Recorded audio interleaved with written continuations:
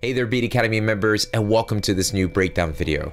In this video, we're going to be focusing on a song that I've produced for Ubisoft's video gaming franchise, The Crew 2, which is a racing game that incorporates airplanes, off-road vehicles, and a whole bunch of awesome stuff.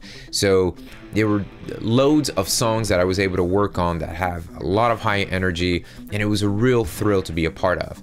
But there's something very unique and specific about this song, and I'm going to be sharing a lot of golden nugget moments and of the backstory of this song that really got me the opportunity to producing and scoring the whole project in itself. So without further ado, let's dive right in.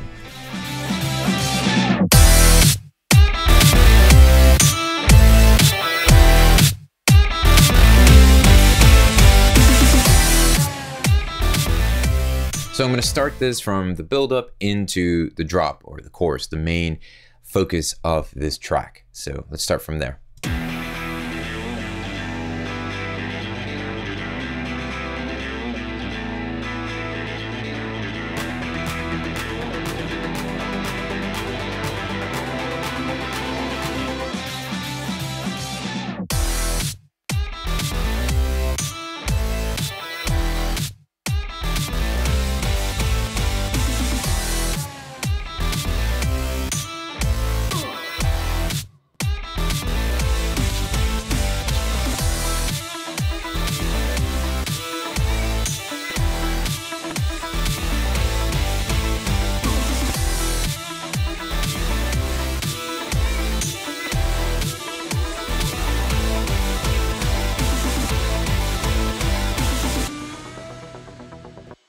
Now, before we start breaking down all the elements in the track that we're listening to, I want to focus a little bit on the backstory as to how I even got to where I'm at now with the final product. And so the backstory is Ubisoft had already hired a composer, someone to write general themes and songs for this video game. But they wanted me to reproduce one of the main themes to make it sound more energetic, more modern, and then have that be the main theme of the song. So it's kind of a co-production, and the way I approached it was as if I was approaching any other remix. I'm taking some other person's body of work and I'm interpreting it through my worldview, my lens, and I want to kind of shape it, and it's my perspective of what I think it would sound like to get the energy that they're looking for. So here is the main theme that they have. I'm going to solo that track here, and I'm going to zoom out here. And so here's the actual track itself. So let me just play a little bit of that. I'm going to unwarp it so it's playing in its natural, original BPM and state.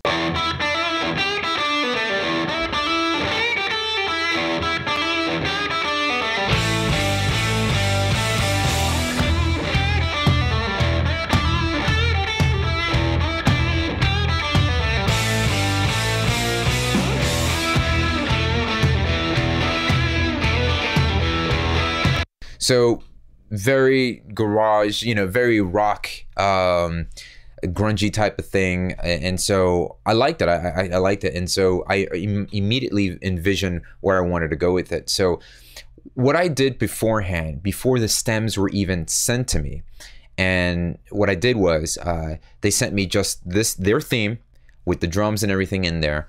And they sent me a couple references of what they would like it to sound like. And they weren't hiring me yet. So what I did was I took it upon myself and invested the time and energy to sample certain parts of this. So that's why I've highlighted the riff here. And if I could just scroll this back. So here we have it. Now I've warped it. So I would go through the main theme. I would find certain parts that I can sample, cut up, and use. And in that case, once I'm able to use that riff, like the very beginning of this section had the riff, and I'm just gonna use that section. It's a good enough window for me to just grab that, snip that up, and then use that. And so I just used that riff basically to create the overall idea, which you can see over here. I've called a track called Theme Chop. So I've taken the theme and I've chopped it up. So that is the actual 2-track stem. That's with the track that I was just playing for you that they went ahead and sent. Later on, they will go ahead and send me stems, all the guitars and bass and elements and drums separated. But I want you to just take note here. The important thing is I took the initiative. I found that window of opportunity and I seized it, because it just wasn't me up for the bid to be brought on board to produce for this project. It was me and about 17 other producers. And so what I did was, immediately when I got this, I took it upon myself to just chop this up, create the remix, go out of my way, spend the time, invest the energy into it. And believe it or not, because of that mindset and that type of thinking, they brought me on board to score and produce the whole game. And so that was awesome. So just a real important nugget for you to grab a hold of. So here's the theme that I've taken. So it really starts with this. I start with the theme and I start time stretching and chopping up each individual section.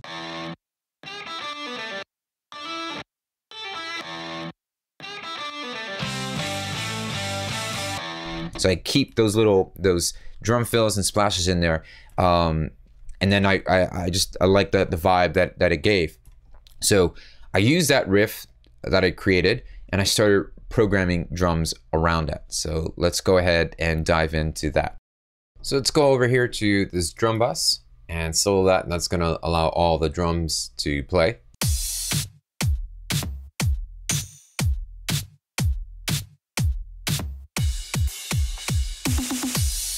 So here's what we got going on. We've got a drum rack with some samples loaded in there. And the pattern that we're playing.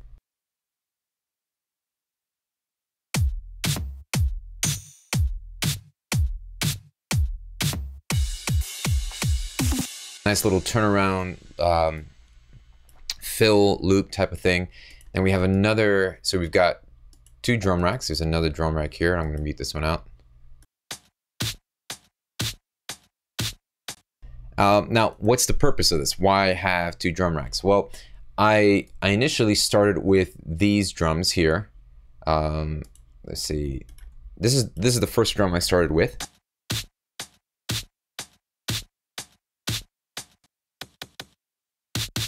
Very gritty, Justice, Daft Punky type of gritty drums, and I've got them all running through this overdrive.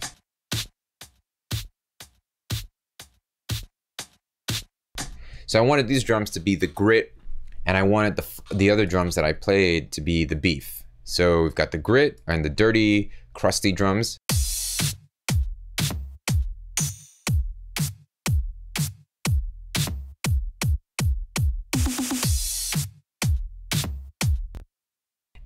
And then we have another layer of BFD. So these are, this is a VST instrument. This is a third-party plugin, BFD2. I know they're like up to 3 or maybe even 4 now. I always just stuck to 2, because if it ain't broke, don't fix it, right? Like, I love the kits that I have for this. So here's BFD2, and what's going on here is we have, just for the fills, so I pictured in my mind a real rock drummer just like splashing, hitting the cymbals and things like that. So that's really all I'm using that to give that nice acoustic environment, that the splash and the crash cymbals and things like that. And we're running that kit through some overdrive, some compression, which is just utilizing the sidechain here, which you don't really see active until we get to this section here.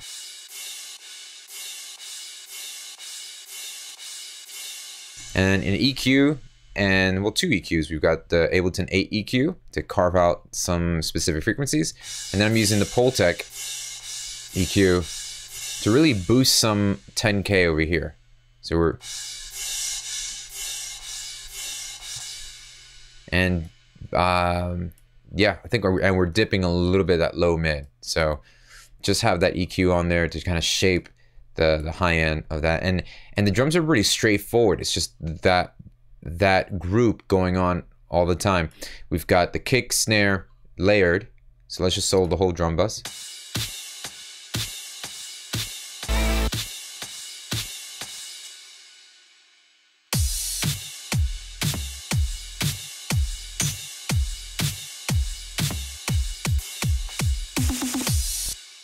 let's do a little bit of checking in on what's going on the processing. So on the processing, I'm using the virtual Slate Digital, the VCC console to emulate this channel going through a console. I'm using a high lift. This is called the lift, which is a cool, just a 2-knob boost. It's like an EQ boost, a little bit of the highs and the lows. And I'm using the distressor compressor here.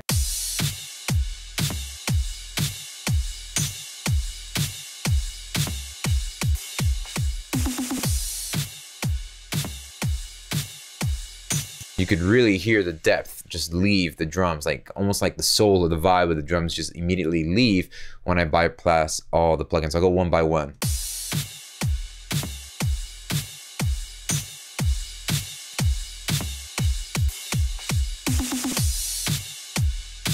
Now I'm not doing a lot of compression here, and that's the key here. Is like I want these drums just sound punchy just to begin with, just because they're just punchy drum samples.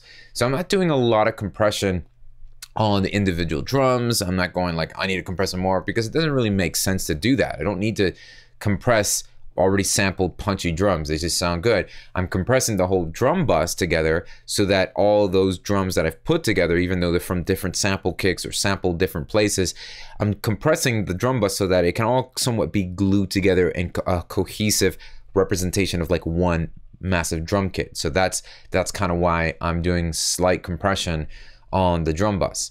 And that's really all I'm kind of doing when it comes to using heavy sampled drums.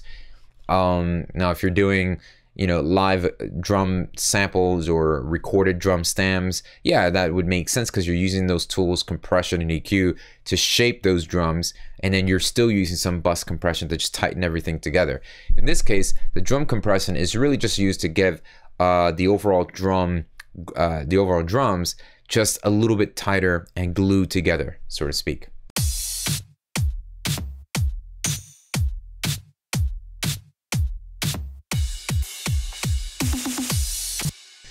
And then during breakdowns and things like that, we're implementing a clap.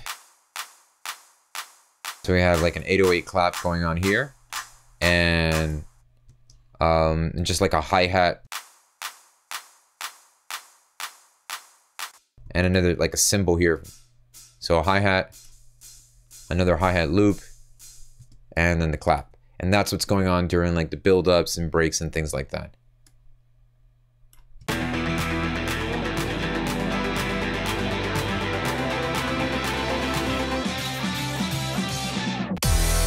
Now that drum fill that we're listening to is really just coming from the sample that we talked about earlier from the theme 2-track.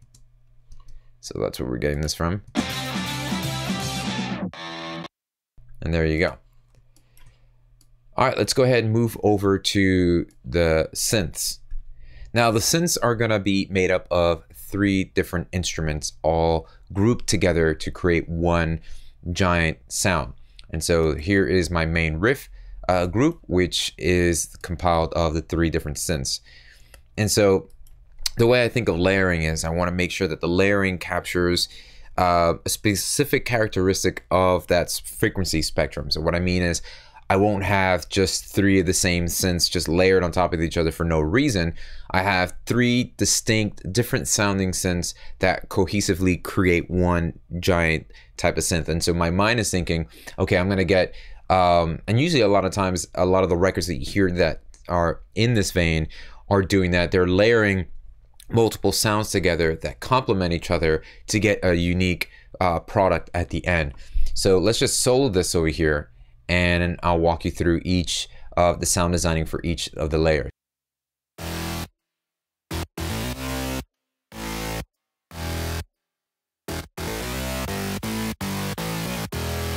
So let's just start with the first one here. So we've got this bass line, which is a sampled like one hit from Justice song.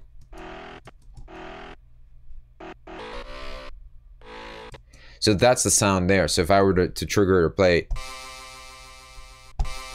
it with my instrument, that's exactly, you know, the type of sound that you would be hearing. And then what I'm doing is laying that on top with an MS-20. And I love this synth. This is made by Korg. And Let me zoom in here, and I'm using the patch called 002 Bath Bass. It's just this gnarly sounding bass. Let me just solo that so you can hear it by itself. And this is where majority of the body of the synth comes from. So I used the first layer as kind of like the low mid body. And this is going to be like mids and high mid. And then we have another one using massive to be more of the highs of the.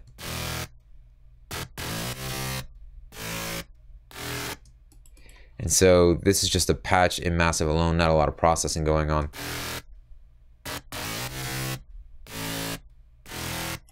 Okay.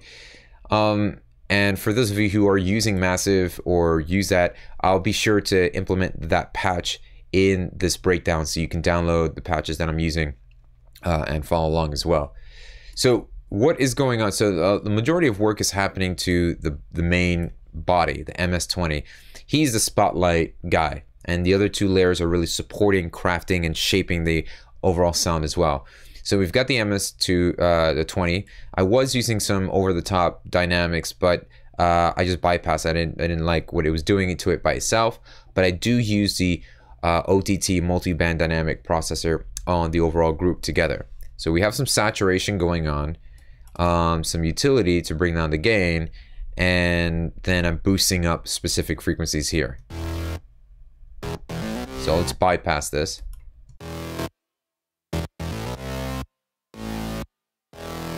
So it just becomes stale, and the saturator really gives some good characteristics to it, and boosting that that low end with the EQ really helps just make the synth a little bit more bold.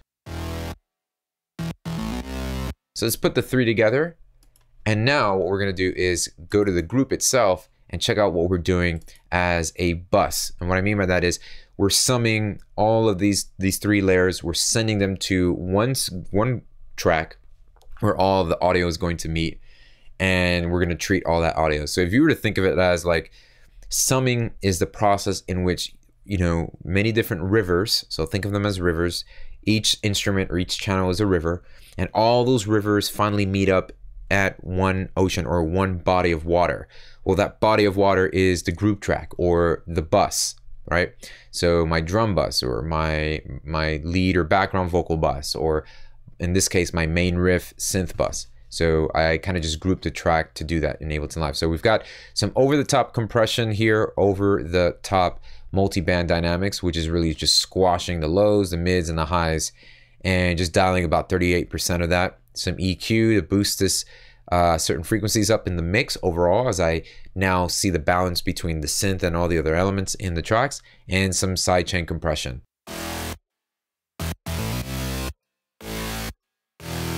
And then we're using the VCC console here to emulate some console saturation, and then some more saturation here with the Hollywood tube. It's like a virtual tube saturator. And the revival here is just add some nice shimmer to the top.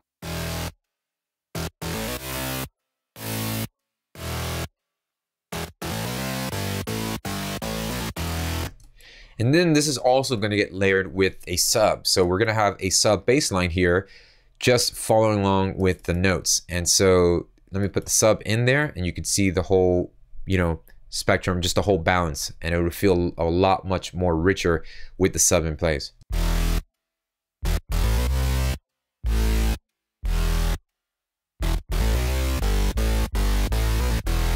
On the sub, we're using the channel saturator VCC, some revival this time, not for shimmer, but for thickness on the bottom end, and boosting some low end as well. So this is just a low end boost right here.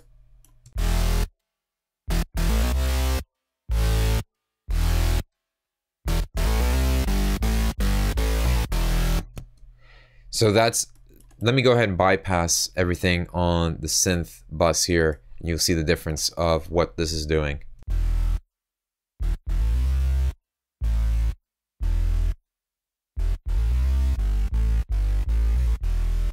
and it's like night and day. And that really comes from that over the top multiband dynamics.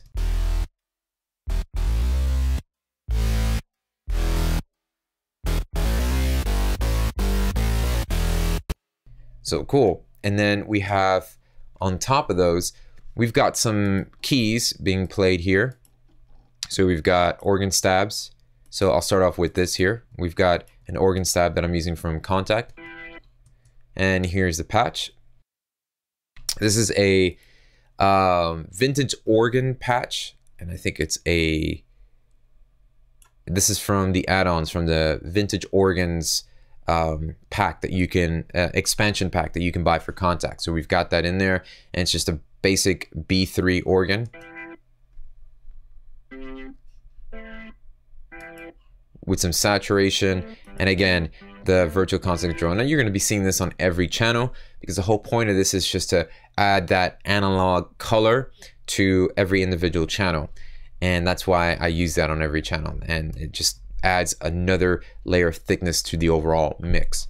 So we've got the organ, and then I'm layering that organ with just a patch from Serum that I froze and printed to audio.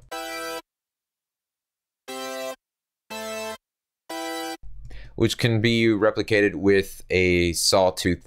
That's basically what I did. Is I took 2 oscillators, had them at sawtooth, and detuned one of them.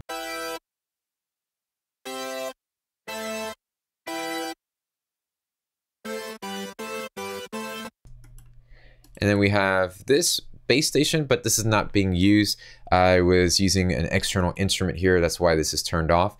I was using my Novation bass station, which was the sub. So I recorded that sub right back in. So that's the sub that we're listening to when we have that going on.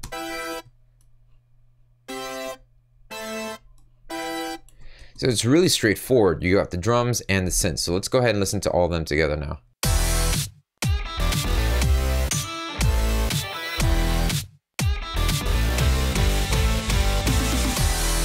So let's just take a step back, get a bird's eye view of the overall arrangement. I want to take you on the journey and showing you where I start from, how we get to the main drop, and then the ebb and flow of going to the next part of the arrangement. And in those different sections of the arrangement, you're going to see new elements appear, such as some arpeggiated elements and some new parts from the original stems that were given to me. So I'm going to start here at the very beginning. I start the track off with just this drone that I was able to get from the main 2 track.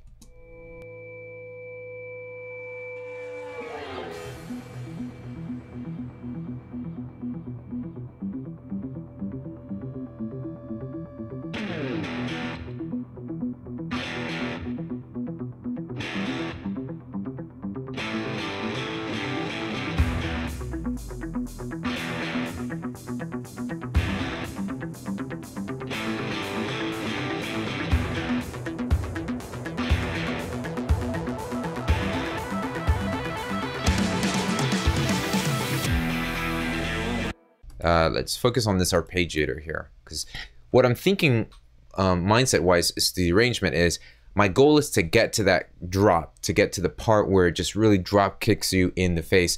And so I wanted to get there at least under a minute. I don't want to spend a lot of time. I wanted this to I wanted the intensity to build over to the build that we have here, right?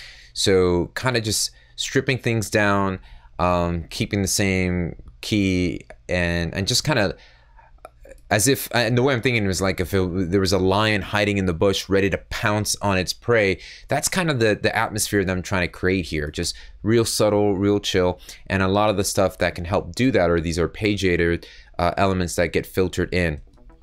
So I have this here. This is a Juno 106 that I have in the studio that I used. I just had the MIDI channel triggering the Juno using an arpeggiator to create this.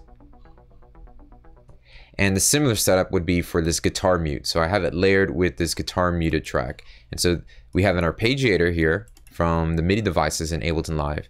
And then I'm using this guitar mute instrument, which is actually a guitar mute sound from an Ableton Live sound pack. Now what works the magic here is running that guitar mute through a guitar rig. So I'm using Guitar Rig, which is by Native Instruments, an amp simulator plugin, and I have it going through a AC box or a Vox emulated cabinet with some some chorus. And the chorus, I had some distortion, harmonic distortion, didn't like the way it sounded. So I left the chorus on there, and I just have the amp simulator on there. And then we're using the auto filter to slowly just creep in this element, as you see how the automation starts to build and build and build and build. And I'm using the Nicky Romero Kickstart, which is just a automated, it's just a sidechain plugin. I could have easily used a sidechain, but at this time I didn't have any drums, or I could just mute the drums. I got lazy here, guys, and I'm just gonna admit that. I dragged and dropped the Nicky Romero plugin to just create that sidechain effect, and it works well. And I just put it on there right after the filter. So that's giving it the pulse that we're hearing. So I'm gonna take it from here. And then we're using the virtual console control and a little bit of saturation.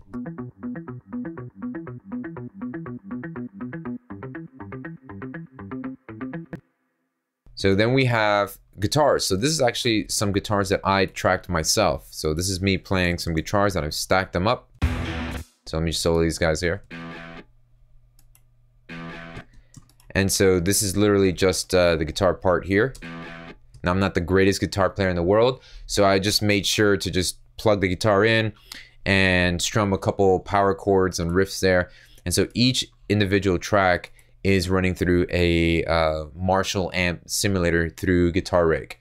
And so instead of putting the amp simulator on the group track with all the guitars, I'm doing it as if I was tracking each individual track individually. So I'm pretending as if I plugged my guitar into a Marshall amp, tracked one take, then recorded another take. So we've got 4 of these, 1, 2, 3, 4, and then another one here. Yeah, so I got 5. I don't know. So I've got one in the middle as the lead, and then I've got 4 going hard pan, left, right, left, right.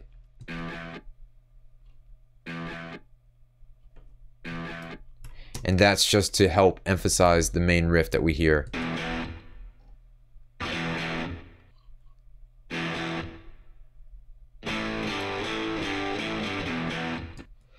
And that main riff is taken from the stem that I was, like I mentioned earlier.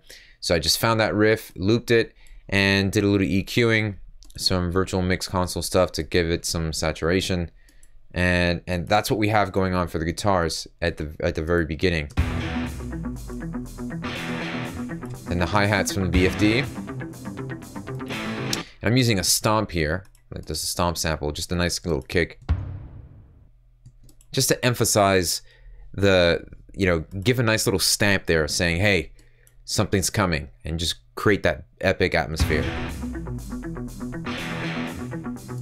We have a drone that I took this from the main theme stem. There was a part at the very beginning that I just took and just looped over and over and over again.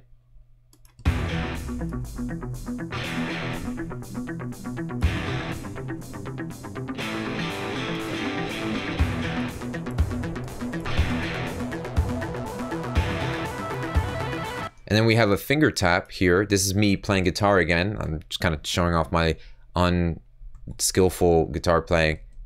But the cool thing about being a better editor than a guitar player in my shoes is that I can just get something, and when I find a decent part, I can go in there and edit it and loop it and just get what I need. So this is me doing finger tapping, and for those of you who are guitar players, you know exactly what I mean. For those of you who are not, this is me just on the guitar, just tapping away, and you get that cool little, that's what you get. So I just played a little bit. I just played that for I did it maybe for 30 seconds long, and then I just went in there and found the best part. As you can see here, that was the one part that was good, and then I just kind of looped that, and that is going through the Guitar Rig once again, the Marshall, and some filtering so that I can automate that filter, and some virtual console control. And so it just does really well in building some tension. And we have that cool little drum fill happening here. Yep, and then right into the breakdown.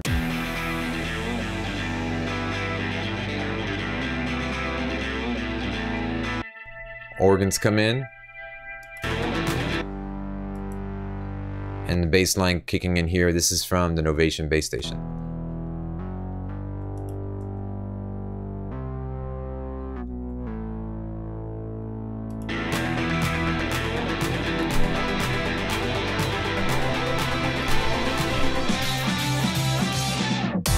Back in there again. So we've gone through the whole drop, and then right after that, those 16 bars of that epic punching you in the face kind of drop kick sound, we scale right back down to similar elements of the breakdown. So I'm going from build up, not so hectic, no drums there, drop kick you in the face, then bring it back down to build back up into that thing. So that's kind of my ebb and flow here. And I am kind of somewhat limited with the theme. So this was the first take of the remix when I showed it to the guys at Ubisoft, and they loved it so much that they ended up keeping it as the main official final arrangement and mix. So for this section of the arrangement, we go right back down to the arpeggiated stuff, and then we start building up a little bit more.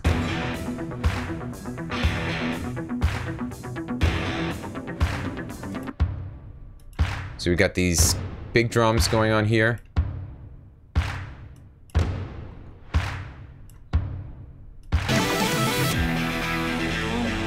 And that's all to lead right back into the build-up again, which then introduces the slam drop again. And that's the arrangement. So if you can look at it, building tension, build up to excite that tension, and then the release with the drop. Let's go right back down, and then let's build that tension again. More excitement, double the tension here, and then pay off with the drop. So that's kind of the ebb and flow of this particular arrangement, and it works out really well because it just slams right to the point.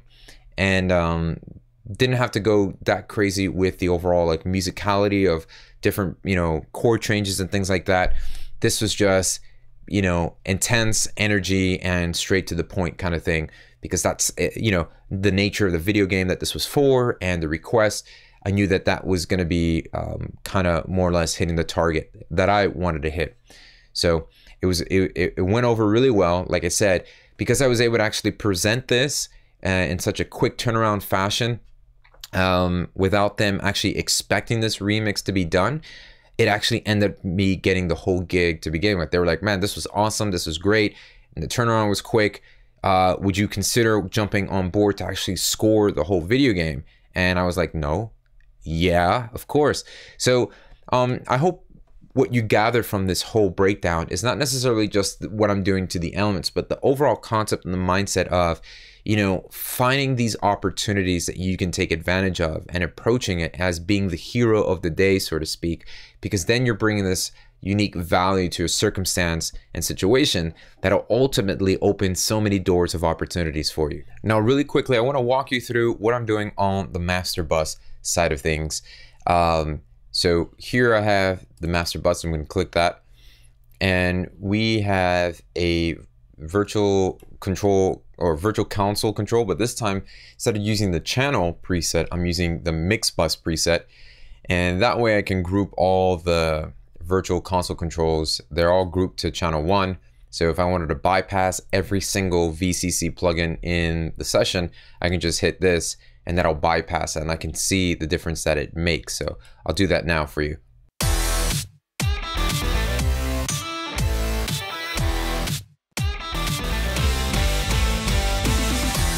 Very subtle, you can hear it in the low end, it just lifts up, everything just kind of gives a nice little genuine lift and a good polish all around, so I like that.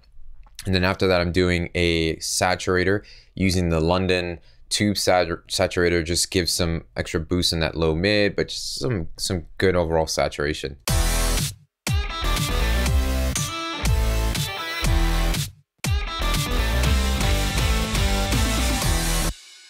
And then I'm moving towards a Fab Filter EQ using the Pro Q here, just to do a little bit of EQing overall. and some compression. So I'm using Slate Digital gray compressor, similar to what an SSL compressor would be doing. I'm doing a slow attack, very quick release here, and just kind of throttling up and down the threshold till I've got a nice vibe to it. And then the ratio is at 4:1, and the output is around 2.5. Now, what I would normally do sometimes is I would use a utility plugin in Ableton Live to set the whole mix in mono. You can hit the mono mode, and what this is going to do is going to allow me to hear everything. It's going to take away the stereo imaging, smack everything into mono, and I'm using this to see the balance. Does everything cut through? Does everything work well? Does everything sit in a good balance when this is set to mono?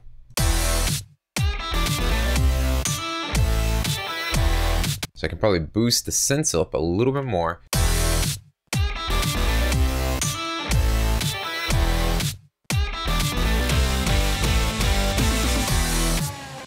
And I'm using that to get a proper feel of the balance. If there's anything I can't hear or anything just feels lost, I might want to bring a little bit more of that in the mix and mono. And then when I take that off, everything will kind of feel and fit in its right place there.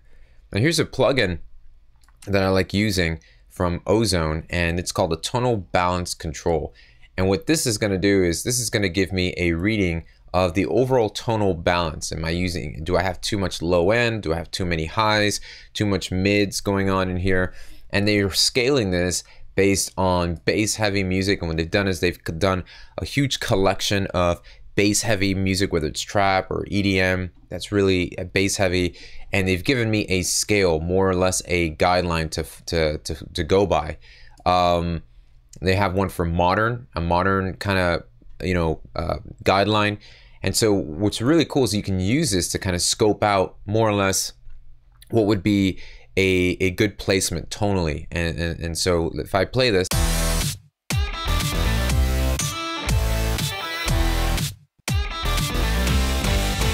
you can see that I could use a little bit more low end, maybe a little bit too much creeping out of the balance here from the high end, and we're just kind of losing here a little bit of the low mid. So it's a good readout, more or less, of how I can start using my EQ on the master bus to balance things out.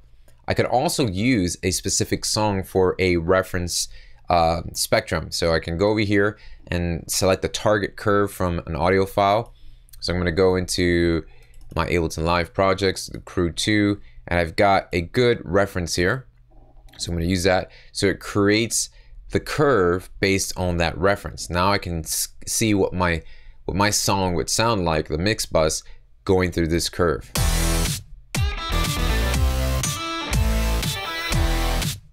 So I'm still very heavy here on the high end, so I can grab my EQ and just shave a little bit off. And boost anywhere in this set.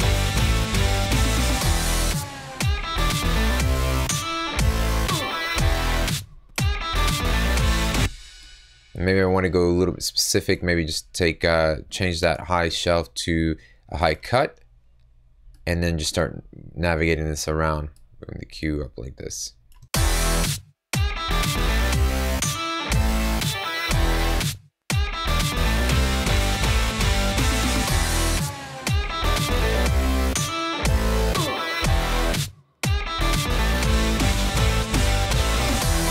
Now it's a good guide, but I'm also using my ears to kind of get the right balance with everything in its place. So kind of like where things are at now, and you can just kind of go back and forth and to the reference and using this. So this is a great helpful tool. And then I'm using a fab filter here at the end to just kind of boost all the levels right back up to what we've been doing. So if I play without the fab filter, I can see that my average volume here, my master fader, is around -18, and that's an okay place to be, because then when I go into limiting it and placing this, and for those of you who have your volume cranked up right now, I would suggest you just bring it right back down, because it's going to get a little loud.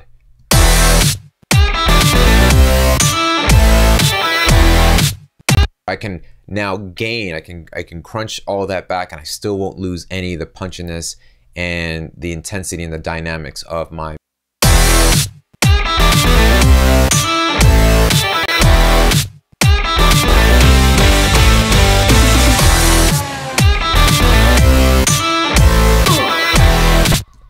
So that's how I'm able to kind of get the right balance. And this was the same set that I had right before submitting this over to the guys at Ubisoft.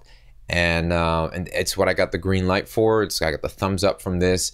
And I think this was the final mix that actually ended up going on the video game. So hope this was helpful for you and encouraging as always. And I'll see you on the next breakdown.